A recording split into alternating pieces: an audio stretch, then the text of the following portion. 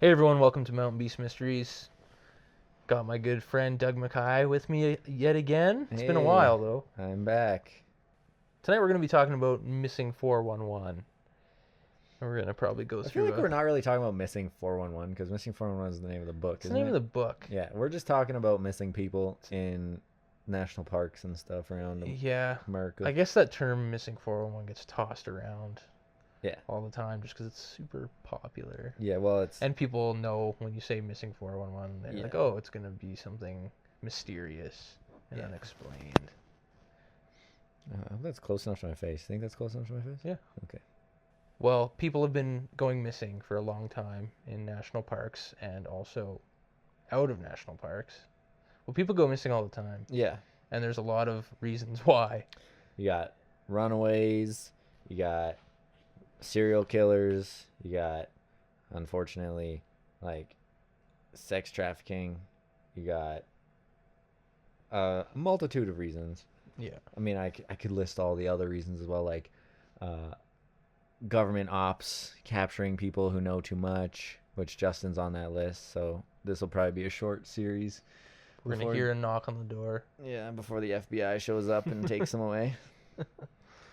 Um, but specifically, we're talking about people who went missing doing like what mundane, just recreational activity out in the bush, Yeah. hiking and Happens camping and happens a lot to children, which makes sense because children wander off and well, they get curious and they're most playing. most who have disappeared are children ages 20 months to 12 years, and the elderly ages 74 to 85. The thing is though, like it's easier for I feel for a child to get lost, obviously. Yeah, And it's also easier to snatch a child, right? Like yeah, you're not gonna go if you're a Bigfoot or if you're serial killer. a serial killer or a child predator, you're gonna obviously go for a child, right? They're easy to carry. Um, Now apparently, I don't know if this is true. This is just on like a site uh, that's kind of it's just kind of like a vague, not vague, but like a quick overview, I guess. And according to like the majority, or according to this, that the majority of people who disappeared are between 20 months and 12 years to 70, or 74 to 85. It says not one person carrying a firearm and only one carrying a transponder device. Um, Typically, a search is initiated and run for about 10 days, then dropped. 50% of the children who go missing are found dead, and the ones who are found miles away from where they disappeared in areas seemingly impossible for them to get to on their own. That's the weird part. I guess. Like, it's weird that they're miles away because it's quite the trek. But if you're lost and you just pick a direction and start going, which is like, I feel like is just the instinct of anyone who gets But lost. in the one case that I saw on the Missing 411 documentary, the small kid, I think he was like 2 years old. He was found a distance that was incredibly far away within a time that was very unreasonable for anybody to go that far. Mm, It was something like 18 miles or so. Like it was very far. right. And he was found, but he was found alive. Oh, okay. And he was actually like being interviewed in the documentary, which was very interesting. He didn't remember he didn't know what happened. Yeah, well, Apparently a lot of these people have no memory. so check this out. So there's just some quotes and stuff from stories from people who went missing and then were found and like what they say happened. So these ones are from like children. Where like in 1868, I know that's deep back in time, but in 1868, a 3-year-old girl disappeared from her father's lumber camp in northern Michigan. When they found her, um, she said that Mr. Wolf, in quotations as like a name, would not let her leave and had eaten her hat from right off of her head, but he also gathered berries and fed them to her. And then, So we're already talking about a hairy creature. yeah. Uh,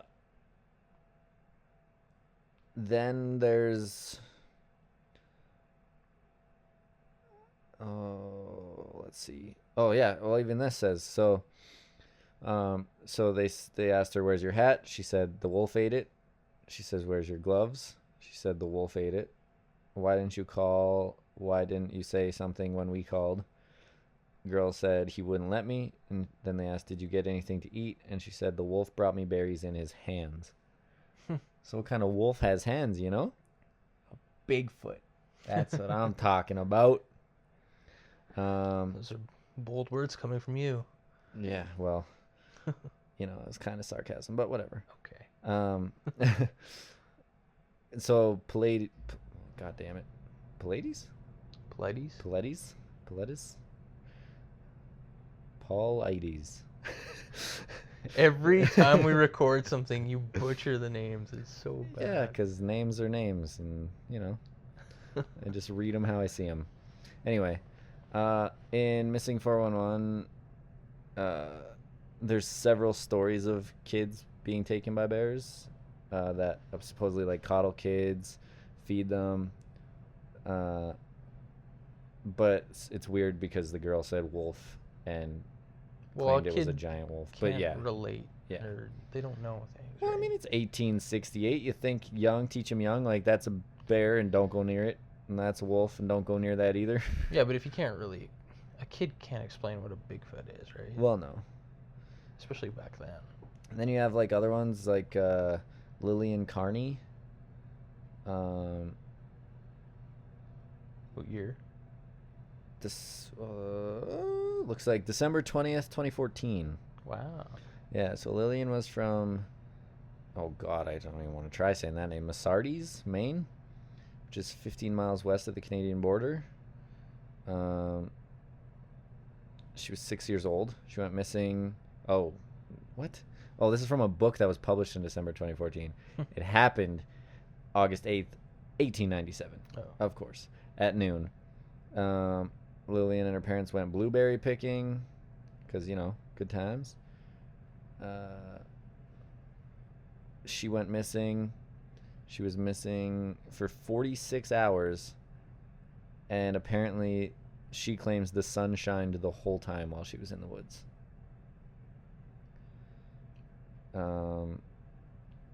Which, you know, geographically, impossible. Well, I shouldn't say that. What's the longest day in Alaska or whatever it is? This is Or in up north? Maine. I know, I'm just saying. You know, there's some places where the sun shines for a long There's time. some times where it shines for 24 hours. God, that would be a horrendous day. Yeah. Okay. Here's a more recent one. Okay. So, a 3-year-old boy, obviously his name is John Doe because they didn't want to disclose his name, because this happened October 1st, 2010 at 6:30 p.m. Apparently, this kid was found 5 hours after he went missing, sitting in a thicket. Apparently, he's like stunned and kind of like in a state of like disbelief. Yeah. Actually, you know what? I read about this one before. So this is a kid who thought that he saw his grandma. Yeah. And like, I don't remember if she coaxed him or not, but he said it looked like his grandma, so he like followed her to like this cave. And while he was in the cave, even though he knew that it was starting to get dark out, when he was inside the cave, it looked like it was light outside. Yeah. After a while, he figured out that the woman wasn't his grandma, even though she was nice and polite and stuff. But then he concludes that she's a robot because there was an unusual light coming from her head. What? Yeah. I haven't read that one. And then there's this part. She started to get pushy, took out some sticky paper and put it on the ground and asked him to defecate onto it. Are you? Yeah, like real weird. And when he said he didn't have to go, she got mad. And apparently he saw small guns and things around the perimeter of the cave that had dust on them. Wow. That's a weird one. Okay, now check this out. So the kid spent time with his grandma the following weekend and told her the story. The grandma then tells Politis. What did it say his name was? Polites. Polites. There we Good go. lord. It sounds like one of Billy Myers' aliens. Plagiarin. Yeah. Plagiarin. That 3 weeks before the boy disappeared, she and her husband. Sorry, let's pick that up again. The grandma then tells Polites that 3 weeks before the boy disappeared, she and her husband were at the same creek where he went missing, spending the night. They woke in the middle of the night because the grandmother felt a pain at the base of her neck. Her husband looked at it, and there was a small bloody spot at the base of her neck. She didn't know if it was related to the boy's disappearance, but found it strange. The boy is now fine, has not disappeared since. It's the most unusual story Polites has heard about a boy going missing. So... Actually, you remind me. I have like a story from Alberta that is very creepy that relates to this missing 401 business. Did we talk about it on podcast already, or did you No. just tell me? 'Cause I know what you're going to tell. About the friend of a friend? No. Oh. This is a different one. I don't think I told you. Oh, You might okay. know about it. It was Okay. all over the news. Okay. You want me to Hit go me. into it right now? Yeah, hit me. Okay. This is actually a creepy story. Okay, you Because- just got real loud for a second there. Yeah, that's fine. I'm excited. This is a creepy story because not just because of the person missing, but a second story that relates to it that happened to a friend of mine. So I'll start off like Do you remember that show, Scary Stories, though? With the cockroach and the maggot? happened to a friend of a friend of mine. This is a true story. Happened to a friend of a friend of mine. And okay, go on. anyways. Yeah, sorry. Back in 2006, I think it was August of 2006, there was a forestry worker, this older lady. She was a lookout, like a tower lookout person, the wildfire. I have heard about this. You heard this? I heard this recently.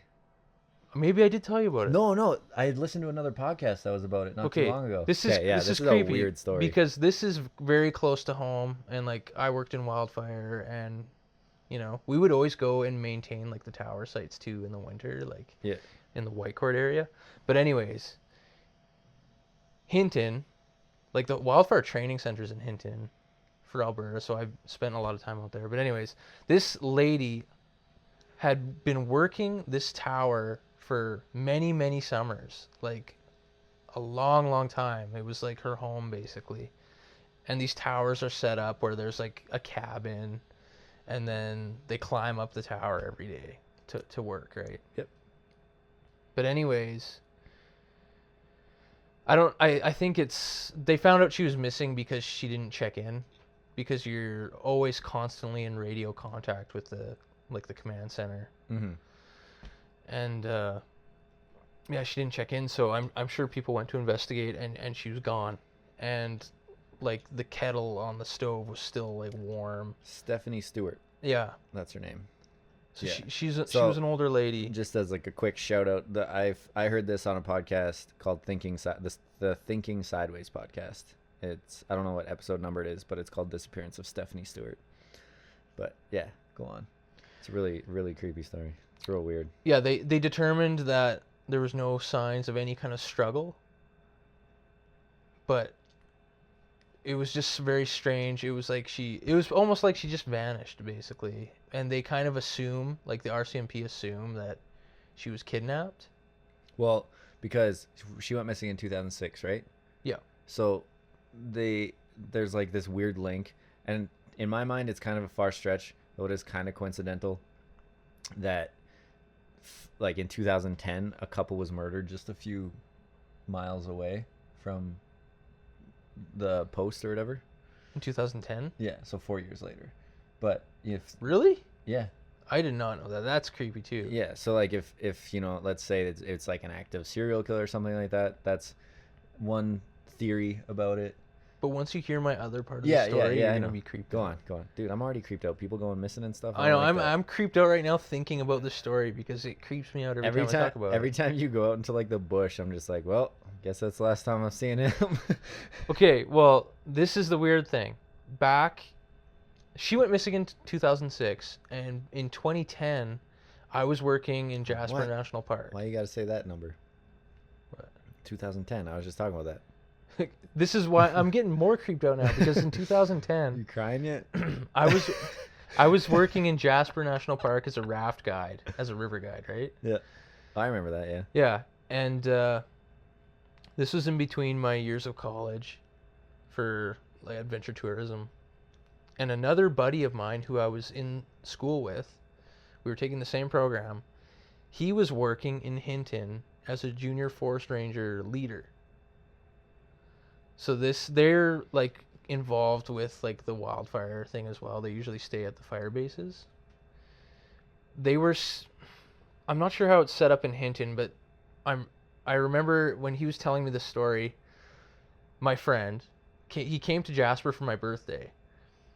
And we were hanging out, and we were at the brewery in Jasper, and he was telling me this.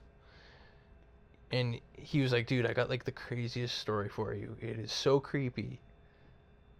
And he starts telling me, he's like, yeah, this one night we were in our cabins, and like there's two junior forest ranger leaders for each group in each fire district, right? Okay.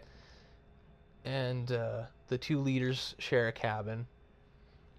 And my friend, his name's Matthew, his bed had a window above the head of the bed, right?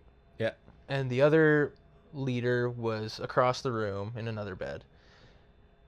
And this other junior forest ranger leader told my friend, I think it was in the morning, that in the middle of the night, he woke up and looked into the window above my friend's head. Yeah. And looked there was into? Like from the outside or looked out? He was looking. He was sleeping, right? And he woke up and he looked at the window that was above my friend. Okay. And in the window there was an old lady standing there looking into the cabin. Jesus. And so it sounds like the sleep paralysis thing, but no, but it wasn't like a scary. He was just like, "What the heck is going on? Like, this is really weird." It wasn't Who's it this scary? lady? I'd be terrified. Well, I would be terrified too, but he wasn't paralyzed or anything, right? At this point, like, neither of them knew about this missing tower lady, right? Yeah. But like, he could describe what the old lady looked like. He could actually see and features. She was pretty old when she went missing too, wasn't she? She wasn't old. She was probably in her 60s. Yeah, I was gonna say, like, she was she was an older lady. Yeah, but anyways, so in the morning they wake up. This guy tells my friend, like, yeah, like, I saw this last night, and they're like, this is creepy. So they tell these other people in the camp, like these older people, and they're like, well, what did she look like? He describes this lady, like her hair and everything, and they're like, that sounds exactly like this lady that went missing in this tower.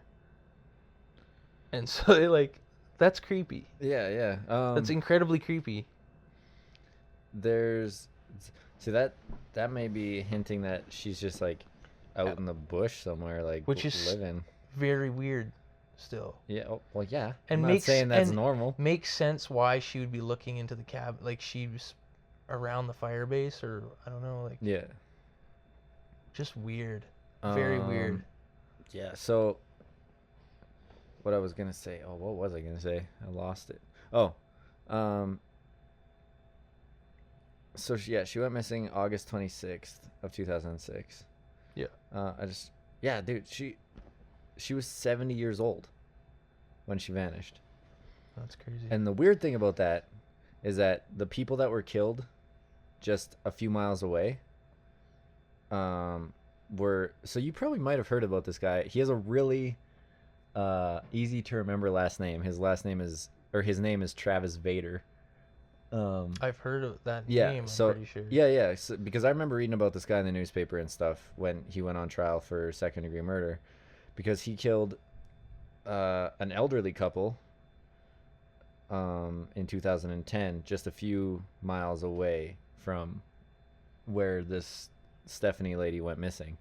And they're, like I said, all of them are elderly people. Mm-hmm. And I mean, yeah, it might be a stretch to say this, but it's not uncommon. I'm a true crime fanatic, so it's not uncommon to have a serial killer, if they target like they go for specific ages and stuff like that. So like, you know, you'll look at some serial killers only kill like Ted Bundy, I think, killed most of the women Ted Bundy killed were in their, I believe, mid to late teens and early 20s.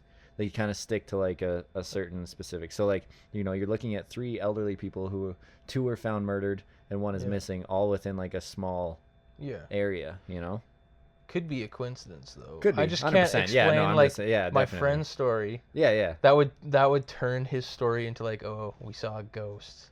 Yeah. You know what I mean? Yeah, no, I understand that. I'm just saying it's just I don't have any issue with coincidences by any means. I like a good coincidence. I don't need an explanation as to how they're connected or anything like that. I'm just saying it could be, you know, because they were 78 and 77, and she was 70 when she went missing. Yeah. But yeah, that's kind of strange too. Yeah, but yeah. So like, I don't know, man. I'm not, as I've said many times on this podcast and stuff. I am not an outdoorsy guy. My extent of outdoors is like populated outdoors. So like campgrounds and stuff like that, right? Like I don't like bushwhacking and stuff because I'm fragile and you know, I break easy and I'm allergic to everything outside. So like as soon as I go outside, my eyes get itchy, my nose starts running, and my throat gets scratchy. So I've developed that recently. Yeah. The itchy eye thing. Yeah. It's bad. It's unpleasant. Yeah. Yeah. I have to have a reactant in my pack all the time. Yeah. So I have a tendency to fall asleep listening to like creepy stories and stuff. And my favorite ones are like out in the woods creepy stories. They're my least favorite because that's because you're out there all the time. Going to those places and it ruins it for me. It shouldn't ruin it. It should make it more exciting. Not when you're alone. Living on the edge of your pants, you know? Filling up my pants. Yeah. Hear one crack in the woods and you're running with a stream going down your leg. Yeah, no, I don't know. Like this stuff has always been something that, like, even growing up, we used to read like we used to have Alberta ghost stories. We had Alberta campfire stories, backwoods stories. Oh yeah, man! Like, and a lot of those are like ghost people going, and people going missing in the woods and like up in the mountains and stuff like that. So remember that show, Creepy Canada? Yeah. Yeah, that was a good one. Yeah,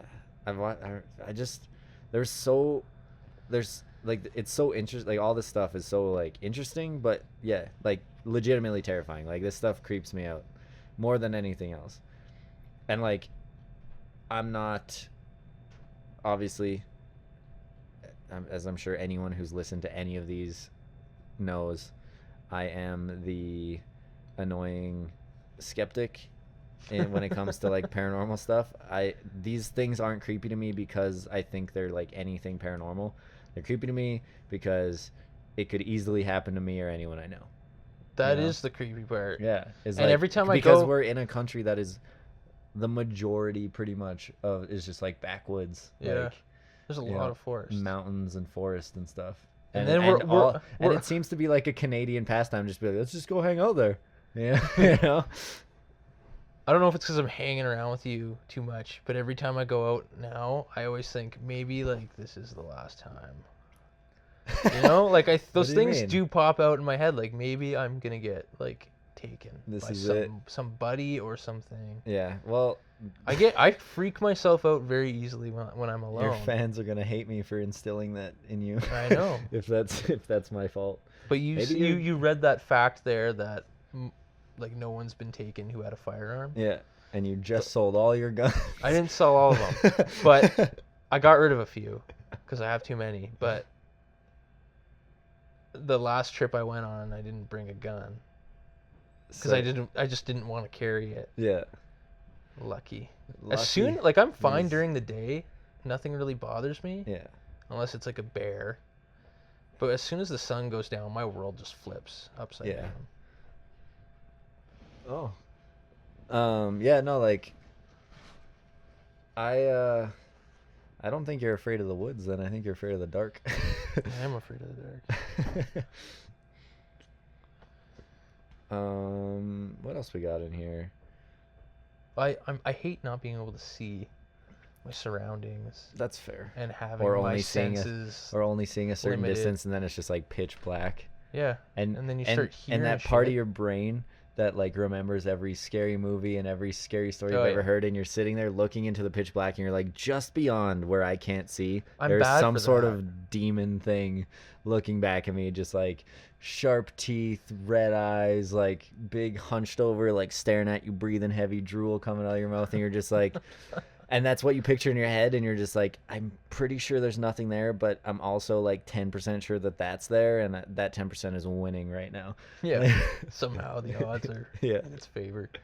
You know what though? I am scared of bears for some reason. Because they'll kill you. Well, yeah, I know, but For like some reason, like it's not like a smart thing to be I know scared of bears. 95% of the time they're not gonna bother you, Yeah. but like I know of like firsthand like people who have had bad experiences or know people who have been like attacked by Well, do a you wild remember when animal. we were in Saskatchewan working at that uranium mine, Yeah, and I was walking back to camp? I told you. I this, remember you obviously, turned I the told- corner. Yeah, I came around like this curve on the road, like a gravel road. I went around the curve, walking back to camp from the common area where the food and everything was. And I came around the corner. There's like a black bear standing across the road from me. Like I was on one side, and it was on the, like in the ditch on the other side. And I hadn't noticed it until it was like until I was like almost lined up with it, like across the street or across the road. And I looked up and I saw it, and we had like a training course on like what to do and stuff. And I couldn't remember anything, like, because I wasn't making any noise on approach. So we both kind of noticed each other at the same time, though I'm sure it heard me coming around the corner. But like we both, like, I looked up at it and it was like looking at me, and I was like, oh no, I don't remember. And I just stared at it for really long. Like it's felt like forever. Like I was just staring at it, not moving. And then this guy came around the curve behind me shortly after, and he just picked up a rock and like threw it. Yeah. And this bear, I didn't know about this at the time, but apparently they do like they'll do like a false charge. Yeah. So it like ran towards me, like across the road, got like halfway, and I was like frozen. Literally the first thing that went through my brain is like, well, this is how I die. Like it was it, you know? But it came like halfway across the road towards me, and I didn't move because I was so scared. And then it just like straight up just like turned back and then booked it back like into the bush. Yeah. And like then like 5 minutes later there was the animal control guys driving around with like their tranquilizer guns and their air horns and stuff. Oh, And yeah. I was just like, I'm going to bed, guys. Yeah. After I go clean my pants and have a shower. I'll have like weeks where I'll like, especially in the summer, I'll have like 2 or 3 dreams where the whole time I'm evading like a bear or multiple bears. It's I hate it. You know what's weird though? Who was it? You're not the first person to tell me they have reoccurring dreams of like bear attacks. I'm sure I've told you that before. No, but I know someone. I'm pretty sure when I worked at the Camrose Casino, someone there had them. Oh really? Yeah. Yeah, it happens like a lot. Yeah. I hate it. And you know what? It might be just the fact, like, this is just a random guess, and I'm just using my bare minimum knowledge of. That's great. Pun intended. Not really, but it came out that way because I hate puns, and Kevin knows that, and I hope he listens to this just so he can hear me use that. But anyway, I think that what it might be is just the fact that like we live in a country and have lived in like our parents and their parents and stuff have all lived in this country where there's like a pretty big bear population. Yeah. And it might be just like natural, even though we feel live it. in the cities, to just be like, yeah, those are probably things like those are the. It is the one I was gonna main say- thing that's gonna get you. Yeah, I was gonna say, other than Sasquatch, it's the biggest thing that can kill us in this country. And mountain lions.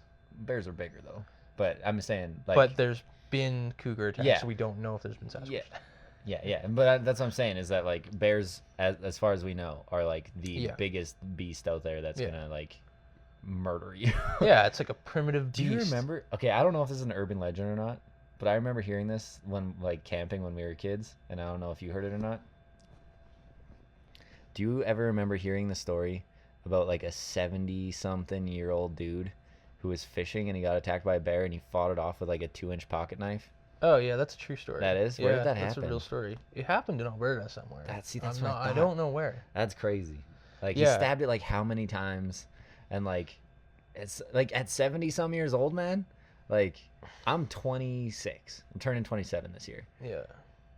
As soon as a bear is on top of me, I'll go like 3 or 4 times, but if it's not working, man, I'm giving in. You know. Don't give in. You gotta use those. I don't have trees. a survival instinct, man. Put those trees in between you and the bear, man. It's on top of me. I said.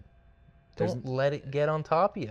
You're gonna know if it's a bear, if it's behind you. If it's a cougar, you probably won't know. Cougars are creepy. Do you remember when that cougar got trapped like near where your parents live? Yeah, it was in the back of the guy's truck. Yeah, like frozen. Well, rigor mortis, but Well, like me and my mom saw one. Ran across the road in front of her vehicle in the winter. It was crazy. Did not expect it. It had a huge tail on it. yeah. We were working at the co-op, which is a gas station for anyone. Back in the day. Yeah, way back in the day, just after high school, I guess. You were there during high school. I started after high school. Yeah.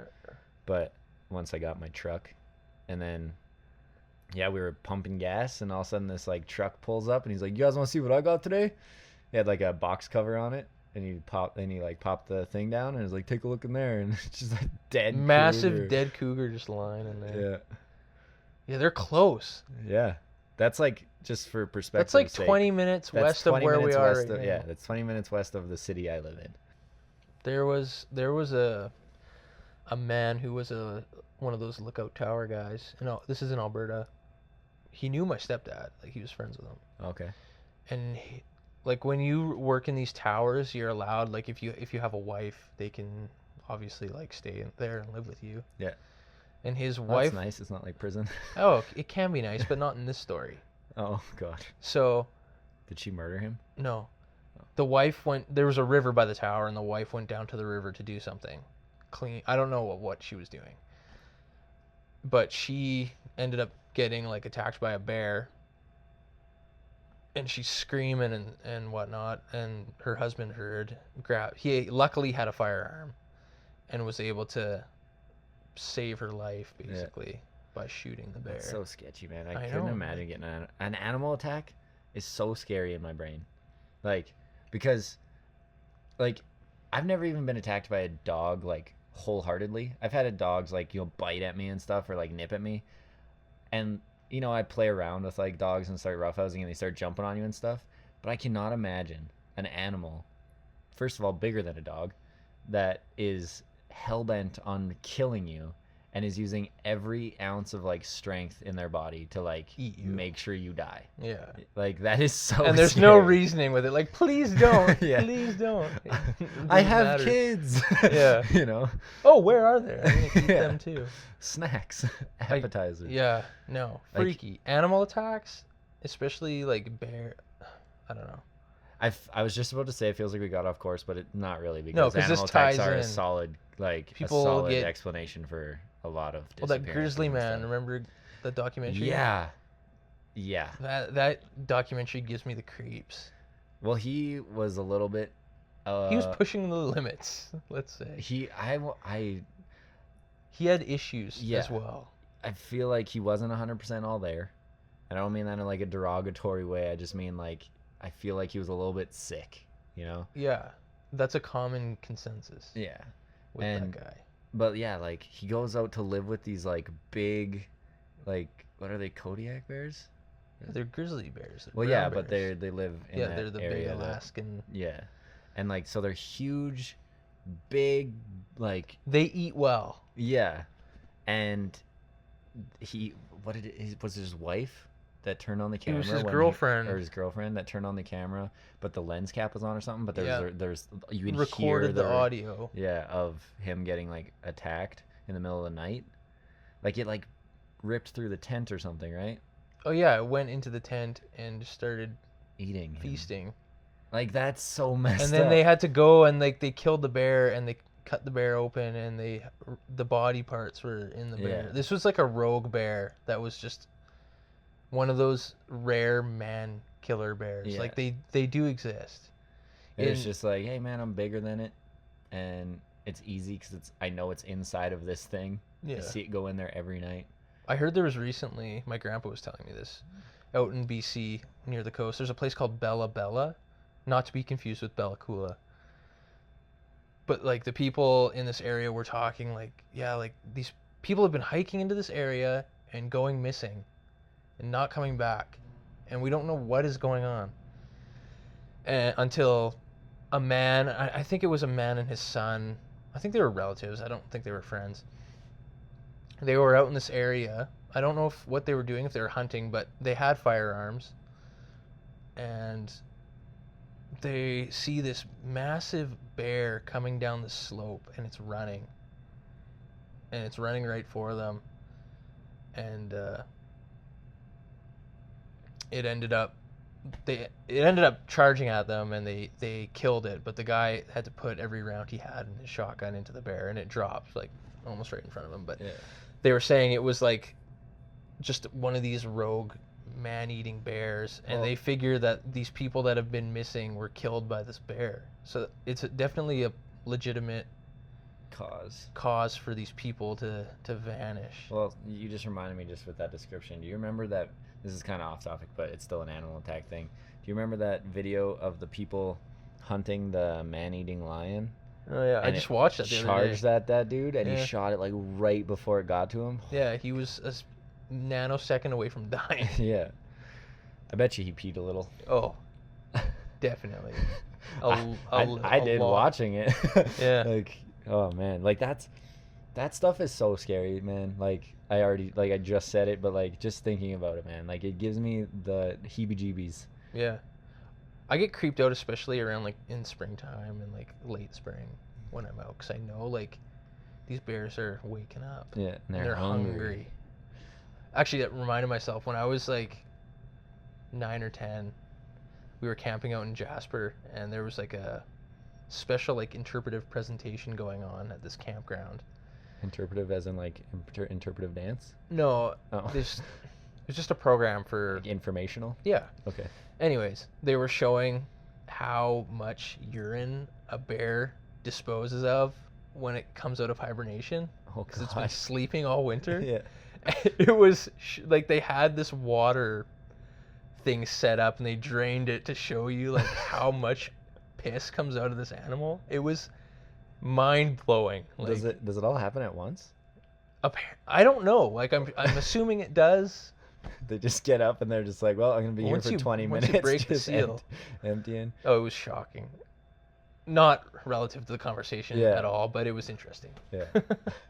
That's pretty funny. I've never even. Yeah. That's something that's never even crossed my mind. Oh, it was crazy. It's like, I wonder how much a bear has to pee when it wakes up. I have to pee like 4 hours into my sleep, man. Yeah. Let alone 4 months. Yeah. Yeah, I don't know. So like when it comes to like these missing people, so you have like your let's say more likely stories where it's animal attacks or people. You know, maybe it's the hillbillies thing, you know, like Last House on the Left. Was it Wrong Turn? Those movies. Hills Have Eyes, you know, cannibalistic hillbillies and Deliverance. stuff. Oh God. Squeal like a pig. Ugh. I don't like that movie. But so those are like some of your more like, that's a rude way to say it. This is like the more, I was gonna say grounded in reality, but like the more like believable for my own sake, more believable. Yeah. Then you have like your paranormal stuff, whether it's Bigfoot, aliens, dimensional rifts, portals, which is kind of a dimensional rift thing. But like, because Dennis, what was his last name? Martin. Dennis Martin. In his case, there was a claim that they saw a hairy creature carrying him away. Yeah, the Key family, another family. They were in the area. Rowan Creek, I think, is the area they were in, which is just, I don't know, it's a stone's throw away from where he went missing. Right. An hour's walk, hour and a half. Right. So I know you want to talk about like the Bigfoot aspect of it. Well, yeah. I mean, that's why I'm here. It's what you do. That's what I do.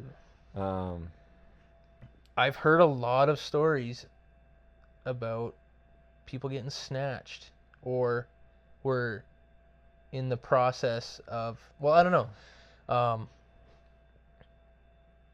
I was told a story of a young gentleman in Alberta who saw this creature, a massive like Sasquatch, and it came at him like it was gonna take him. Yeah. And he got 3 shots off.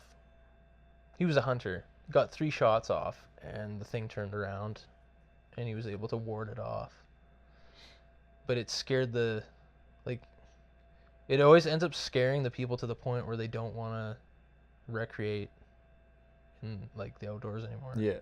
Yeah. Which is crazy. Well, I don't know know. if you do see something like that, and we don't know 100%. yeah, yet like if I'm it's sure, real, I'm sure if you see a Bigfoot, you will never go back in the woods.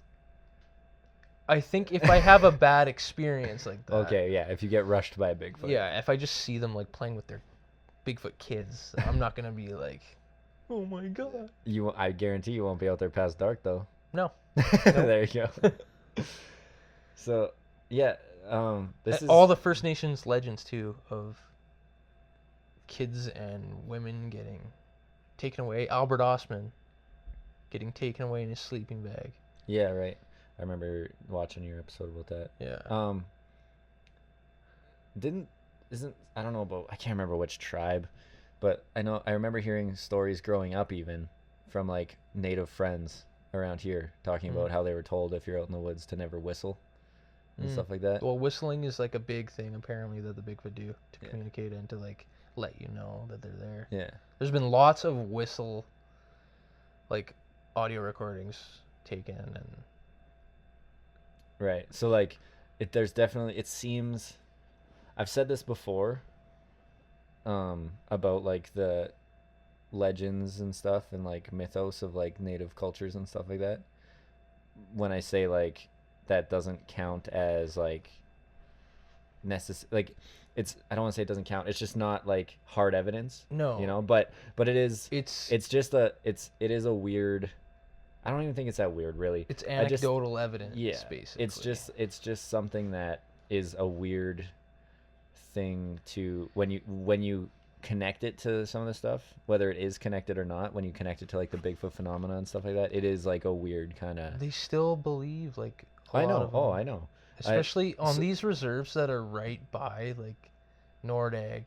Yeah. There's a couple reserves, like Sunchild Reserve is one of them. Well, it doesn't even have to be that close. Like I work because we have a native reservation that's 20 minutes south of where I live, and the people that I work with and stuff, like, and the natives that I've grown up with and stuff like that, all share like similar stories about what Bigfoot means in their family and like and their culture and stuff like that. It's not uncommon even this far away from the mountains. Like we're a few hours away, and we're not that far away. Is the thing. Yeah, but we're it's like a 3-hour drive. Yeah.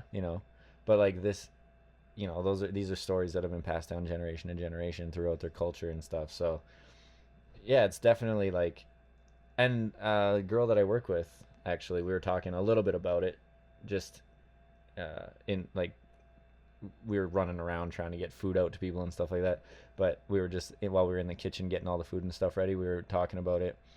And her family has the belief that it's not like a physical being, that it's like the spiritual, Right. which seems to be like pretty common just in native culture, is that it's like a more spiritual being rather than and it's like a protector of the forest and like the like it's like a nature spirit or whatever. Yeah. That protects nature and stuff like that. Which I don't know, like it fits into the stories about like not whistling and stuff, because if you think of humans as like the anti-nature kind of antagonist, I guess, then if this was like a guardian of nature, then it would do what it could to prevent us from getting out there and ruining everything. But yeah, that's just some of the quick stuff that like I've just talked about with some of the natives that I know and stuff like that. But so this is just a little weird fun fact that I just read. So Yosemite National Park. Yosemite, sorry. I thought that was an A. Yosemite Sam. That's my boy. Anyway, Yosemite National Park, There's 40 to 45 cases, and it's the largest cluster of vanishings. I've heard this too before. So I listened to another podcast called Mysterious Universe, and they do a lot of these, like, they've had Dave Paulides on their podcast and stuff, doing interviews and stuff like that. And this is like a pretty common thing. I think he might even talk about it in his book. I'm not 100% sure. But a lot of the places where these people go missing are named, like, they carry like really negative names, like Devil's Gulch, Devil's Lookout, Twin Devil Lake, Devil's Punch Bowl, stuff like that. And there's an idea that they're named that for a reason, like that because those are like high areas of disappearance, which is weird because if you think about it, if like for Yosemite National Park, I don't know how big that national park is. I'm sure it's huge, but like if there's like specific areas of the park where people are going missing like continuously, you would think that the disappearances would get less and less as time went on, because people would be like, well, this is a dangerous area, don't go there, or this is a dangerous area, let's monitor it or make it safer, kind of thing. Like figure out how we can make it less likely. Here's the weird thing, and this opens up another part of this topic, is that the government and like forestry departments are not, they're very hush-hush about these things. Well, and I heard apparently that they're not keeping track. Like, they don't keep track. That's one of the things that David Paulides talks about a lot, is that they don't like, he was trying to acquire like a list of disappearances, and they're like, oh, we don't really keep lists and whatever. They were trying to charge him like a bunch of money for getting like certain files, and it was just absolutely ridiculous. The Forestry Service is an underfunded group of folks, so they need a little funding. But yeah, no. Why wouldn't you keep a list of that's that? That's very important. Yeah. We have, like, you walk into a Walmart and there's a whole billboard of missing kids and stuff. You would think that the National Walmart's doing it. Yeah. You think the National Forestry Service would be like, here's the people that have gone missing in our jurisdiction. Like, the police have to keep track of who's missing in their jurisdiction. Which, you know, what if like there's some freaky black ops thing going on? The government's like snatching people, and that's why they're not. I'm just throwing crazy theories out there. I know you're throwing it out there. Because it's weird. Why wouldn't they? I just don't see the government, one, being that good at covering things up, like snatching people, and two, having any reason to do it. You know? I don't know. I'm just saying, that's just why the whole government thing. In my brain, this is my issue when it comes to like government conspiracies and stuff like that, where it seems like if you believe in like these hardcore conspiracies about the government, then they are super smart and like can cover up anything except you found out, you know, like so they're either incompetent or but any human's capable of like coming up with theories, right? Well, yeah, but I mean, some of these like gain traction but they don't have any, and I think it's just because we're so like us against them when it comes to the government these days. Yeah, I think that's why people like choose to believe a lot of that stuff. If it is a Bigfoot creature snatching people and eating them, that is terrifying. Yeah, that's freaky. I guess it doesn't matter if it's a bear or a Sasquatch taking me. Yeah, if it's gonna eat me. Getting eaten in general probably sucks. You know what's weird?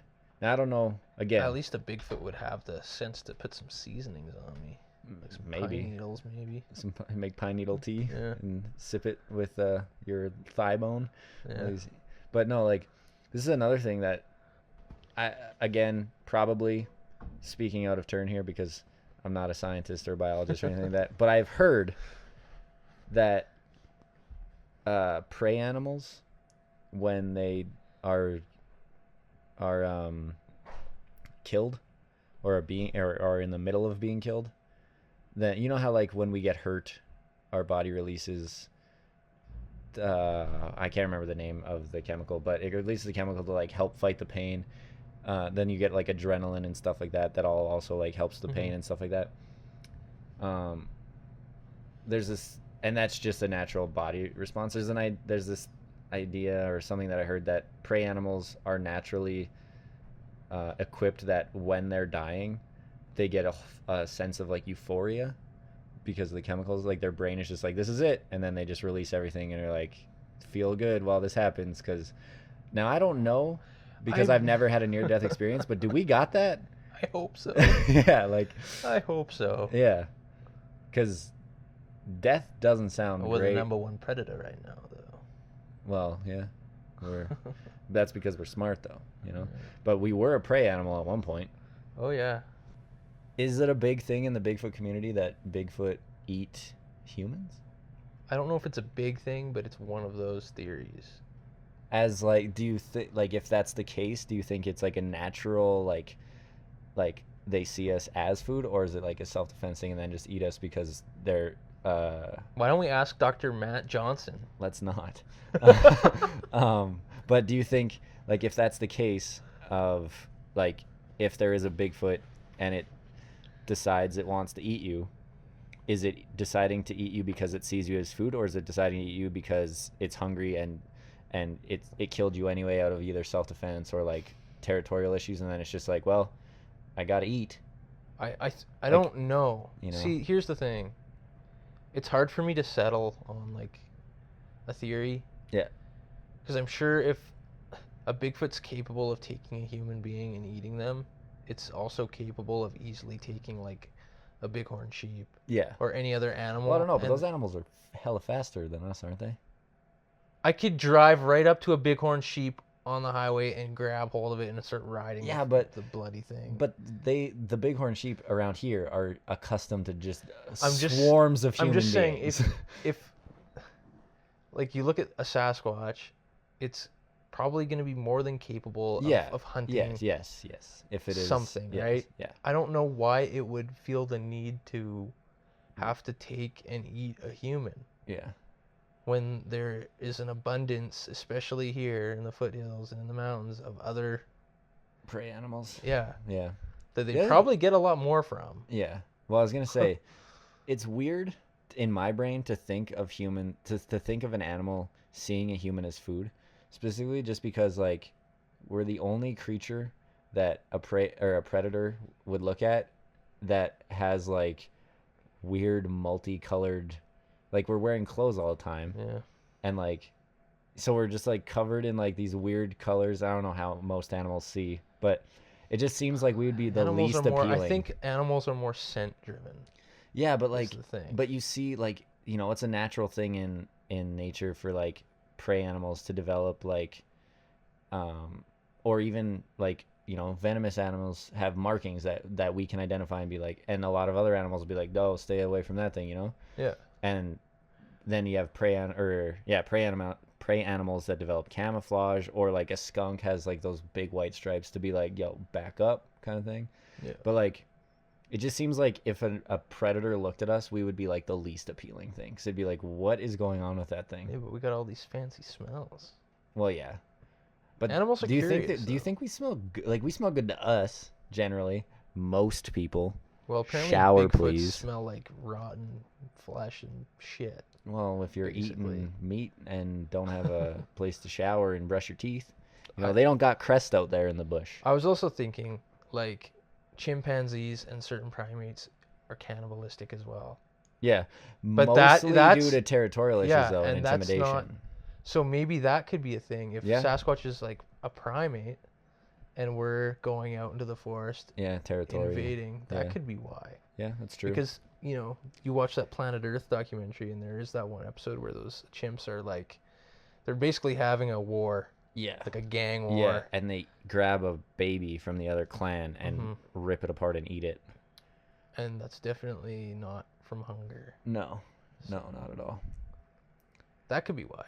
That's true. Yeah. Yeah, I don't know. Like, and I mean, I don't want to.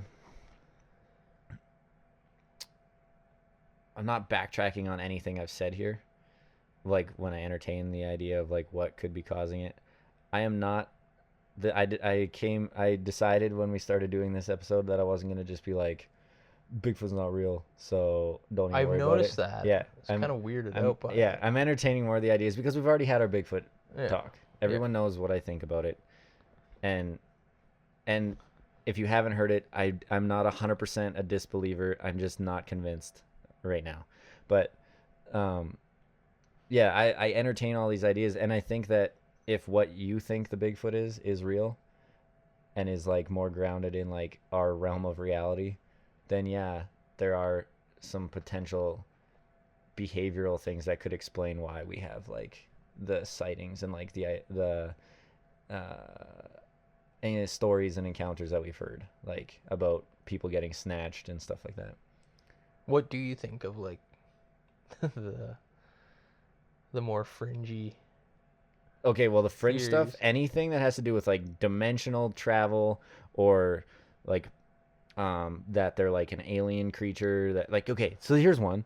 I think I mentioned it on another podcast of ours, but there's a story that again I heard this on Mysterious Universe because they just talk about all like the craziest stuff and funniest stuff.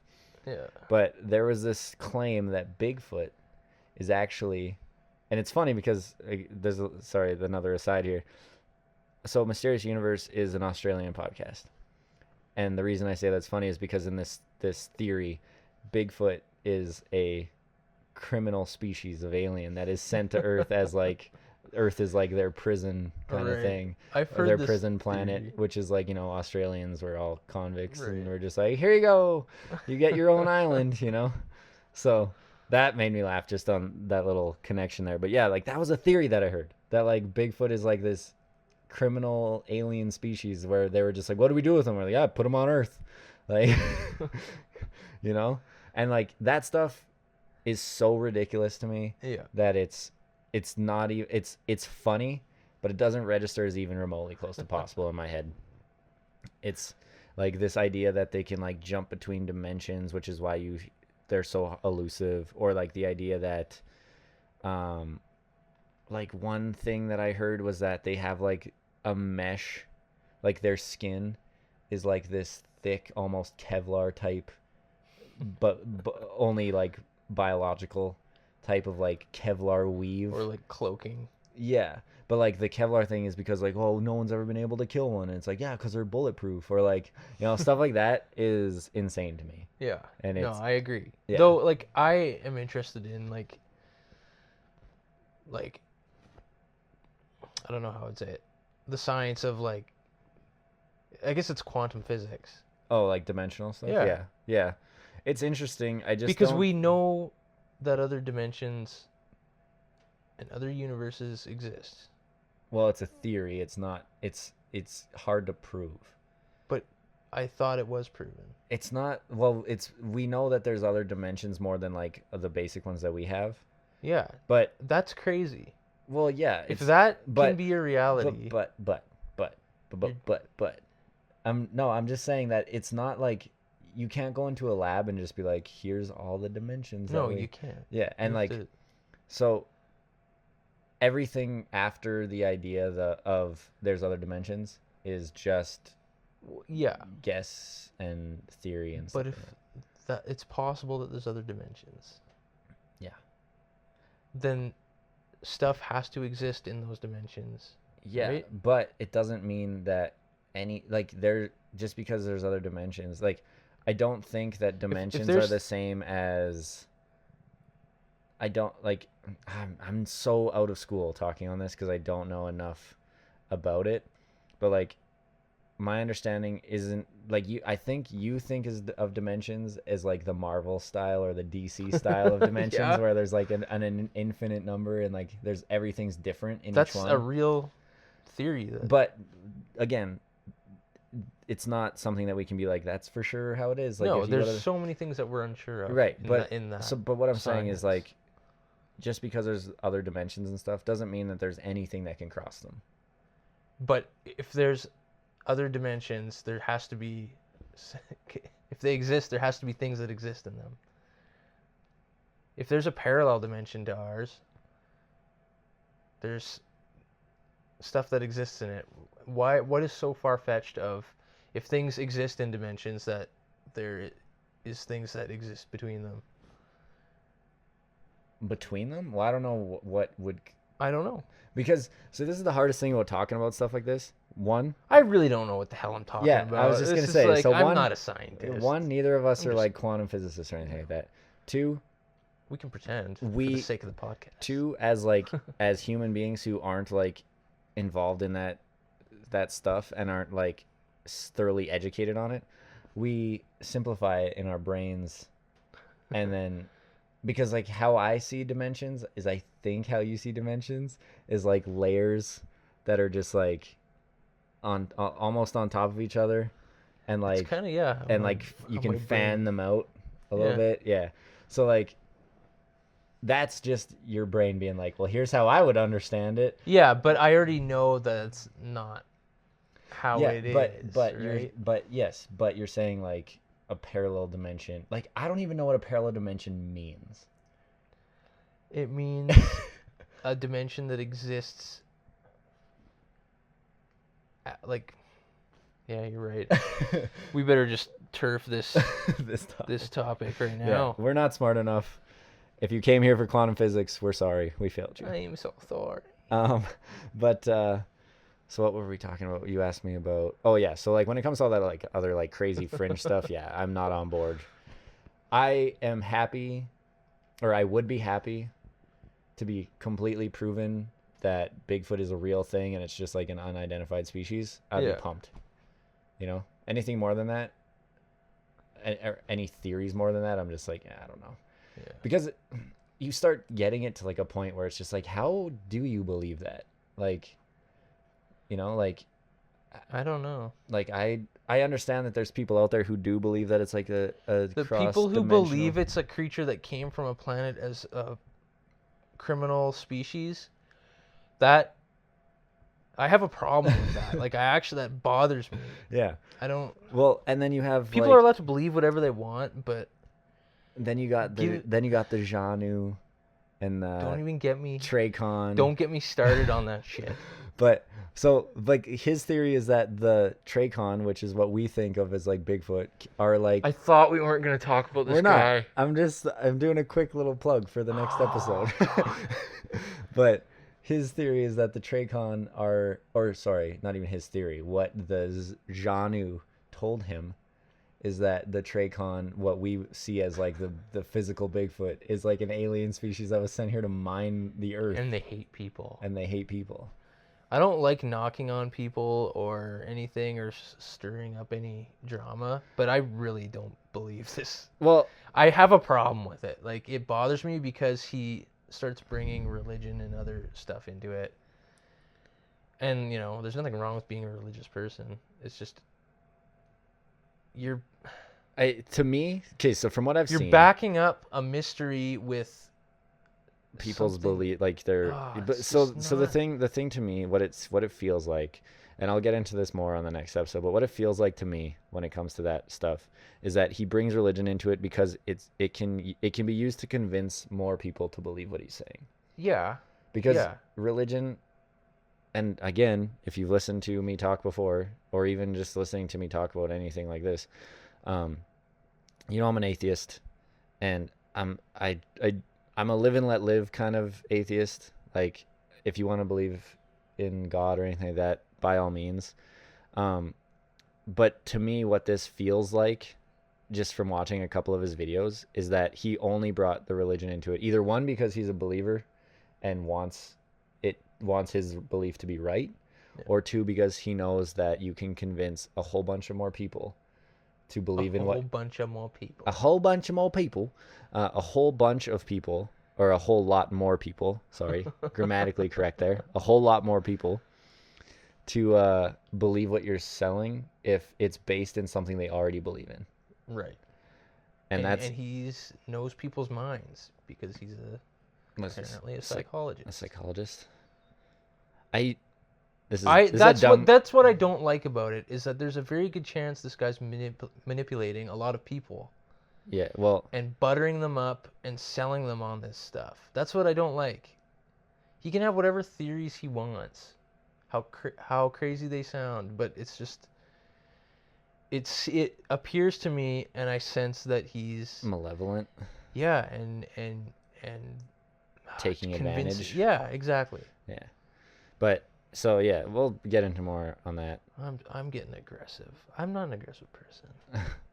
No, see, and I feel like I'm open to interdimensional Bigfoot theories and stuff, but when you start making claims and selling them as facts that a Bigfoot named Zorth is telling you we're called the Janu, we're from space, like, yeah. and this guy's the guy that they chose to be their prophet. Well, that's walking the thing. around in his sweatpants around the campfire preaching to 40 people. See, the problem that I find in just a lot of things when it comes to this is the same reason I didn't like Billy Meyer. Yeah.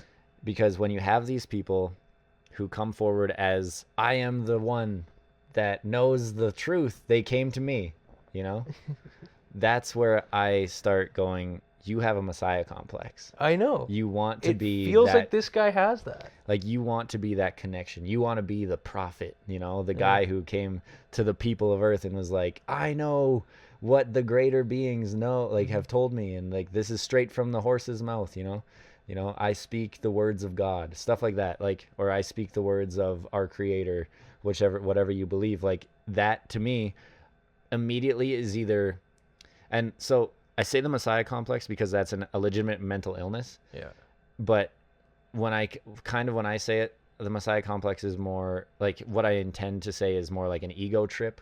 You want to be that center of attention to a degree. Like, you want to be the chosen one, right? Yeah. So, like, to me, when people come out and start claiming to, like, if there was a group of beings that wanted the word spread that they existed, this is my same reason why I don't like people who come and say, like, aliens told me to tell the people. If aliens wanted to tell the people, they would just tell the people, you know, like, they don't need to go through one person. Yeah. No, and totally. Any explanation against that of saying, like, well, maybe they just want to introduce it slowly and can only trust the believers, and, you know, they're trying to weed out the non-believers and stuff like that. If you want non-believers to be weeded out, make them believers by showing yourself or proving that you're there. Yeah. No you know? Wow, we are so off topic. We did trail off a little bit at the end here, but maybe we should just cut it there and we'll move. Like, we talked quite a bit about, like, theories on, like, missing people and stuff. I'm like just that. wondering, We got because some we're stories. talking about this in another show, Yeah. so we should just tie back in. Yeah. Where were we even going? We were talking about the Bigfoot theory about missing 411. And Well, I know that, but were we talking about interdimensional stuff? well, we had must got have there been. because you asked me, because I had Yeah. said that I'd been very entertaining of all the ideas about, like, Bigfoot and stuff, and then you asked me what I thought about the fringe stuff, Right. and then I said, Then I got all upset. yeah. Started shitting on this guy. Yeah. Yeah, no, I don't know. Like, I just. So when it comes to. We'll just leave that for next episode. We'll go back to what we were originally talking about here. So what were some of the other stuff that I was talking about? So, like, there's the whole, like, portal idea Yeah. of, like, people going missing, where there's, like, rifts or whatever in, again, dimensions where they, like, slip into another dimension, or, like, wormhole theory and stuff like that. Like, I don't know. Wormholes are real. Okay. I'm just saying, I don't think wormholes exist on Earth where you could step in one and then just be like, oh, whoa, where am I? The weirdest thing to me, I guess, I don't know if it's weird. Did you ever see that video? This is. Would you just interrupt me on that? Thanks. Yeah, I'm sorry, but it has to do with it. Okay. Of that, it was It's like okay, a I've been dash interrupting cam you all the footage time. of a police car chasing another car, and it turns goes. into It looks that like it goes fence. through that fence. Yeah. Yeah. That's weird. It is weird, but I feel like that got explained. Did it? Yeah. It might have. It had something to do with, like, an opening in the fence that the guy had turned into before the police. So, like, because there was that cloud of dust when he went off the road. Yeah. And the police officer had turned shortly after him, and there was some theory that, and again, this is just something that I heard, I don't remember if it was officially debunked or not, but that he had turned off, and when the police officer had turned, he had turned just a little bit earlier or later, I can't remember which, but ended up in front of the fence, while meanwhile there was, like, an opening that on either side, because that video ends, like, right there, Yeah. you know. I don't know. Yeah, but anyway. That just kind of reminded me of Yeah, portals. but yeah. So like, there's this idea. This was the idea that you might step into like this, because I've heard of this too. Again, like these like hotspots, I guess, of like paranormal. Those vortices or whatever. Yeah, Ley where, lines and stuff. yeah, where it seems like there might be more. Apparently, there's these like areas where the magnetic field is like really strong. Yeah, like stronger or weaker, and like, and there's the idea, like, so this theory basically goes to, do we believe, or would you believe that there's certain areas around the world where either dimensional rifts or paranormal, like, because you get the ideas of like alien hotspots where there's a lot of like UFO Bermuda sightings. Triangle. Yeah, all you that get kind of you stuff. know then you get like these like Yosemite National Park where there's like a whole bunch of missing people, or like haunted locations that are like that seem to be like more active than other locations and stuff like that.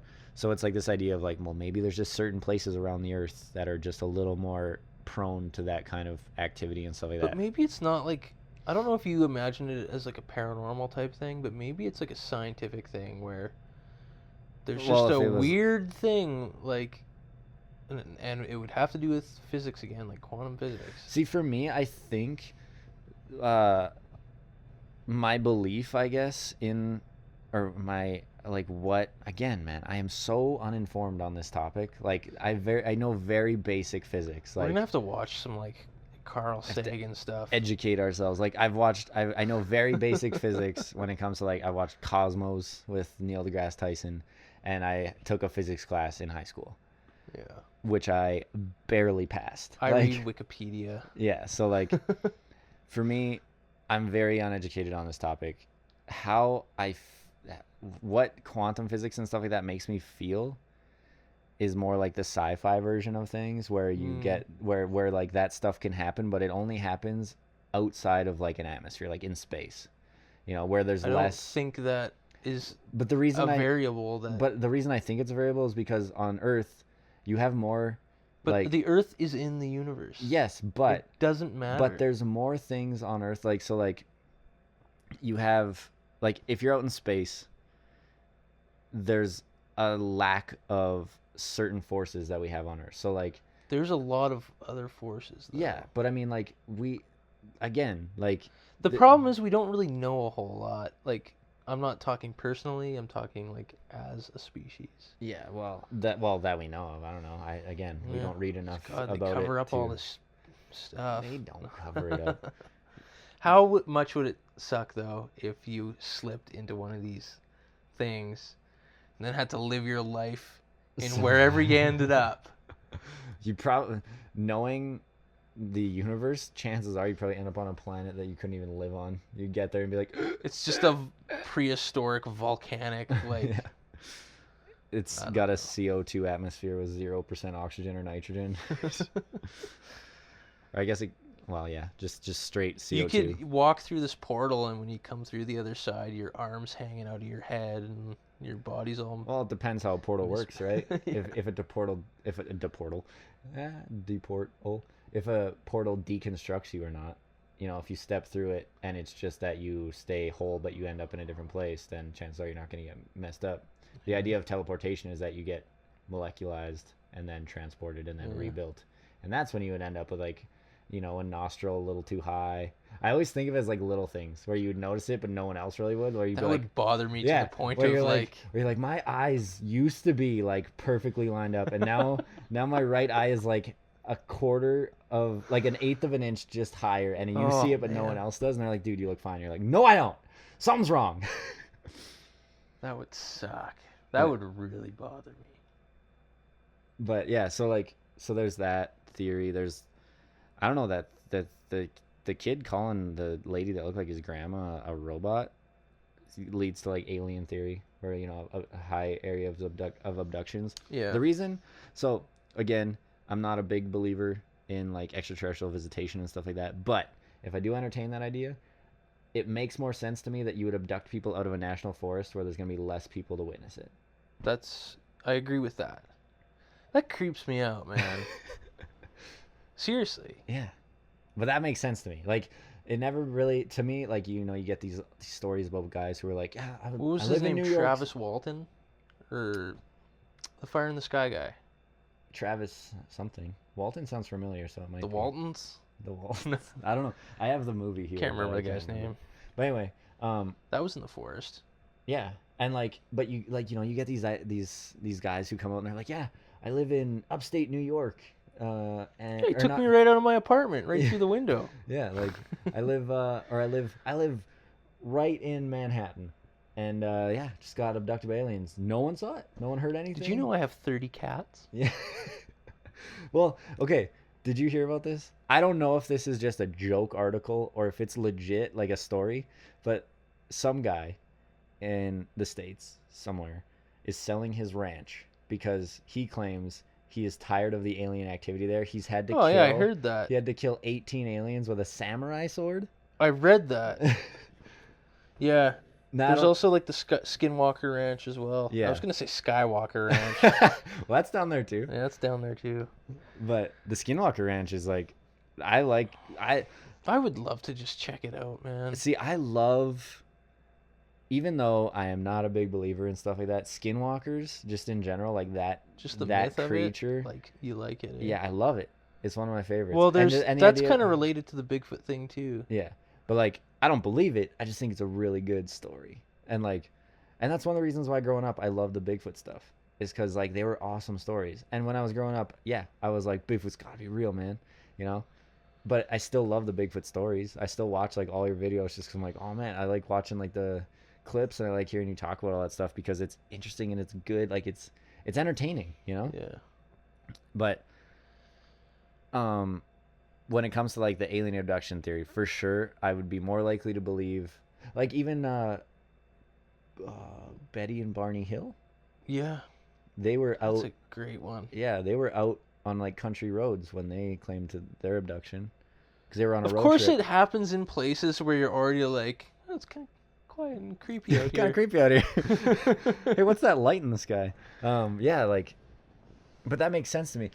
But the other thing, again, like, if I go into the why that stuff makes more sense to me, is exactly why you said.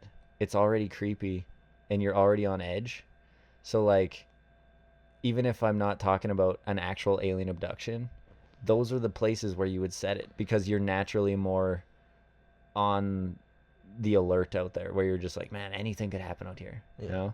And then if you choose to believe that stuff, then you're gonna be more likely to be like, this could very well be where it happens, you know.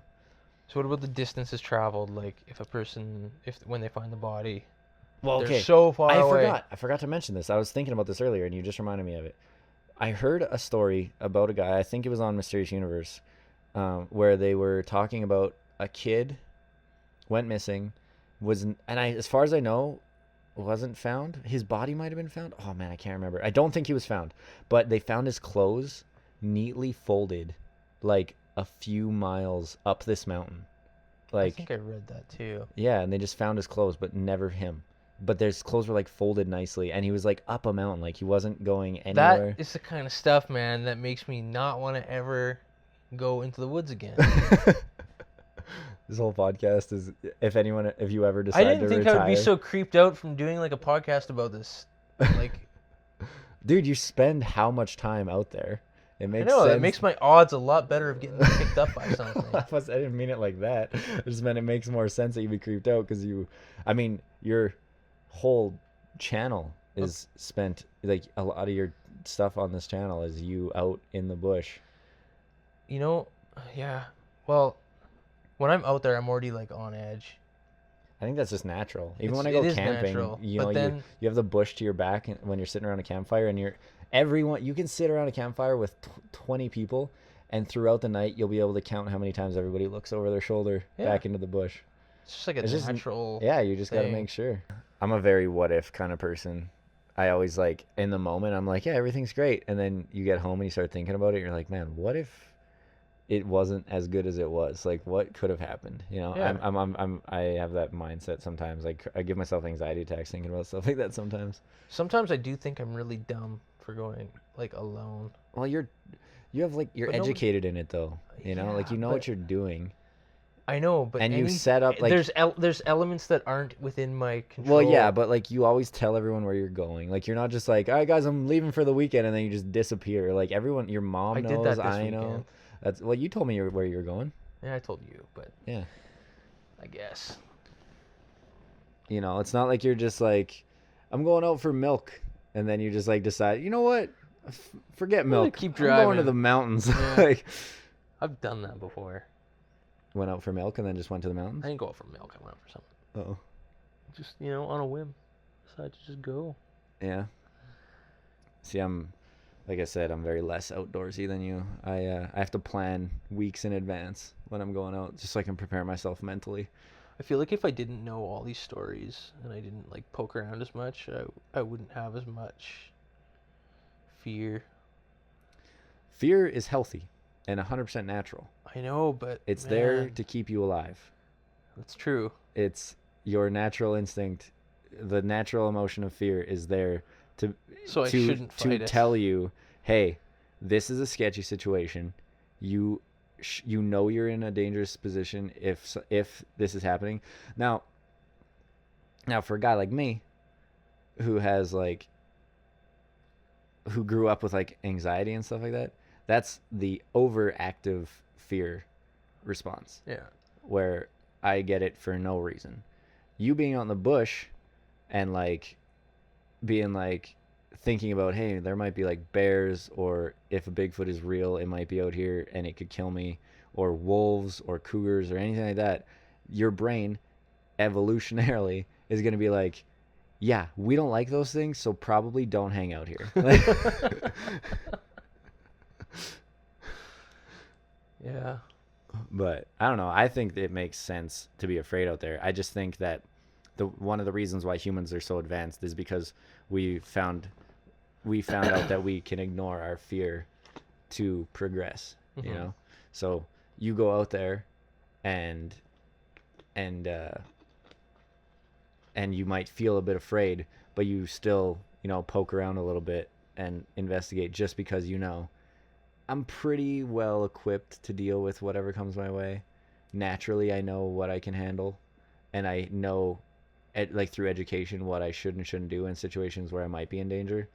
So, that, yes, it's a scary situation, but you're pretty much set to handle it. So you can push that fear response down a little bit and just be like, all right, I'm going to do this. And then, if you one day became the guy who got the first good footage, or even like first physical evidence of a Bigfoot, that's because you were like, yeah, man, I just ignored all the natural instincts in me and was just like, screw it, let's go for it. Yeah. People always talk about like, you should always listen to your gut instinct, but if we did that, we wouldn't know about like 90% of the animals on this planet. That's true. It'd be like, there's a big creature with sharp teeth that lives in there, and everyone would go, then let's not go there. What else in the missing trying to 411 think here. stuff? We covered what? Bigfoot, aliens, dimensional rifts and portals, for the most part. Well, there's the standard kidnapping scenario. That's always See, that's the creepiest thing to me. that is very Again, creepy. I'm a true crime person, like fanatic. So fanatic. So it's like, getting late. yeah. So like, that's the thing that my brain jumps to all the time, is like murderers. It's just like, if I'm out after dark, I'm more afraid of being killed by a person than anything else.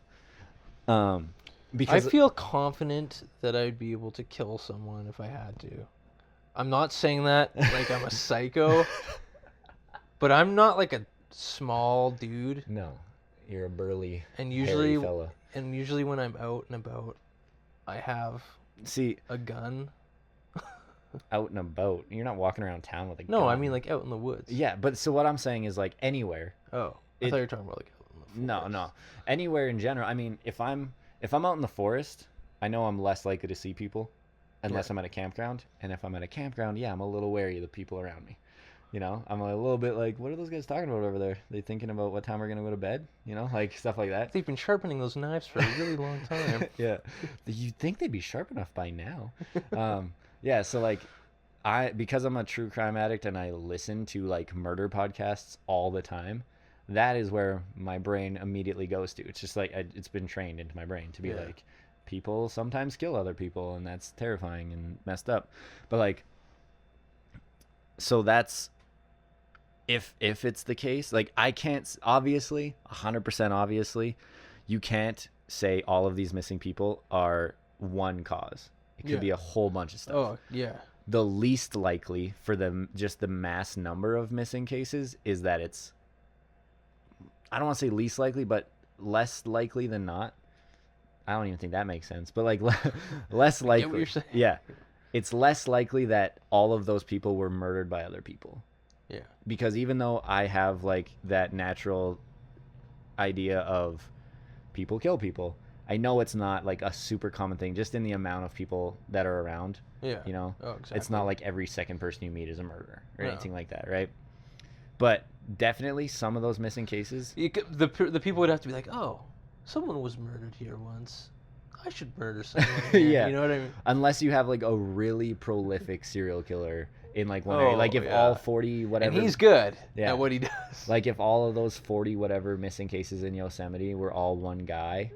Yeah. Like he would be up there with like Robert Pickton and the Green Bay killer. Not Green Bay. Green River killer, I think. But like where, you know, Robert Pickton hit 49 and like I believe that's crazy. Yeah.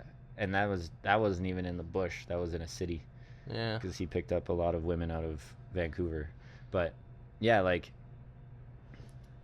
that, like those are insane numbers, unheard of numbers. Like it's pretty rare for anyone to kill that many people. But so what I'm saying is that yes, I am almost certain that at least some of these missing cases are murders or kidnappings or like just humans being bad. But there's also, you know, people getting lost off the track or off the trails.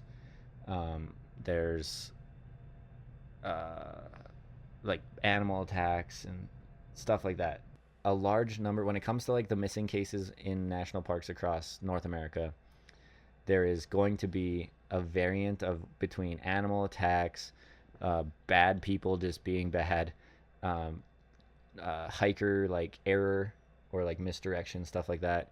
And then if Bigfoot is a thing, then I wouldn't hesitate to say, yeah, if it's a real creature, then it probably is going to defend its territory or, you know, get food if it's desperate, kind of thing. And then, you know, if aliens are real, then you have to entertain some of those ideas. But if that's the case, then yeah, it makes sense to me that those would be the areas where it's going to happen.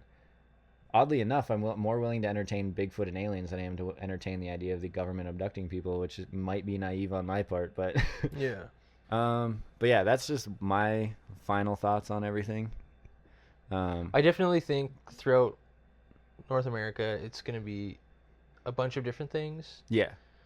But yeah, like you said, when it's in like those more concentrated areas, like the most likely thing is going to be people just getting turned around, and lost, or an animal attack. Right. But I don't know. I think again, how we end every one of these podcasts is I don't know. It's up to you guys to determine. Go out into the woods. Don't go out into the woods unless you're educated and trained and know how to survive, and tell people. And tell people how easy it is to get lost. No, don't tell people where you're going. That's what I meant by tell people. Anyways, that's all I got. I think we'll cut her off there. All right. Well, I guess we'll talk to you guys on the next episode about I can't remember the guy's name because I'm bad with names. Matthew Johnson. I really don't want to do that one, but we're going to, and it's going to be ugly. Well, I'll keep the reins tight. Thanks, guys, for listening to this episode of Mountain Beast Mysteries. Did I call it Mountain Beast Mysteries or radio when we started? Don't know, but it's anyways. radio. It's mysteries now. Okay, it's everything. Or radio. It's whatever you want it to be. See what I put in the thumbnail. Yeah. All right. Peace. Bye.